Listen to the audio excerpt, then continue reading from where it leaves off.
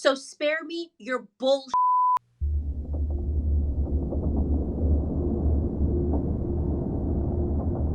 On it. So Shelby Steele was talking in his book, I believe it was White Guilt, and he was talking about something unique about the culture of Black Americans that you will not find in any other culture in America. That we are the only community that will get outraged and get up and organize and picket and protest to defend the bottom denominator of our community, meaning criminals, burglars, robbers, anything that you commit a crime. Only Black Americans will be out picketing to defend the criminals. When you rally behind the people that are doing the good things in your society, as opposed to people that are doing bad things in society, you raise your average. So we have collectively lowered our average because over the last 5 years, it has become extremely fashionable for us to martyr criminals. There is no dispute and no argument that you're going to hear from me that what Derek Chauvin did was right. There is not. And the reason why I'm not talking about Derek Chauvin is because we actually have reached a consensus in this society. Everybody agrees that what he did was wrong. Everybody is happy that he is arrested, no matter what color you are. I then decided to take a dive and to look at his record. George Floyd, what is his record? Does it matter?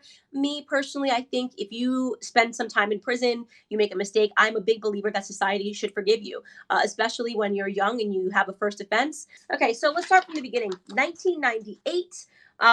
George Floyd spent his first prison stint 10 months for theft with a firearm. Okay, I believe in second chances, and 1998 is a very long time ago. Again, 4 years later, in 2002, he spent 8 months in prison for a cocaine offense. But then 2 years later, he spends another 10 months for a cocaine offense. 2005, he spends another 10 months for a cocaine offense. This time, they stipulated that he had less than 1 gram, and he went back to prison. 2 years later, in 2009, he is sentenced to 5 years in prison. I'm inclined to believe, hey, look, he got out of prison in 2014.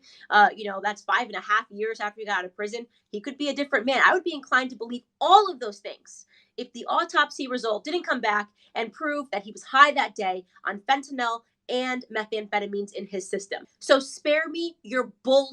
People that are on the right track do not do meth and fentanyl and drop baggies of drugs onto the ground. Or basically understanding that the whole concept of racialized police brutality is a myth. Okay?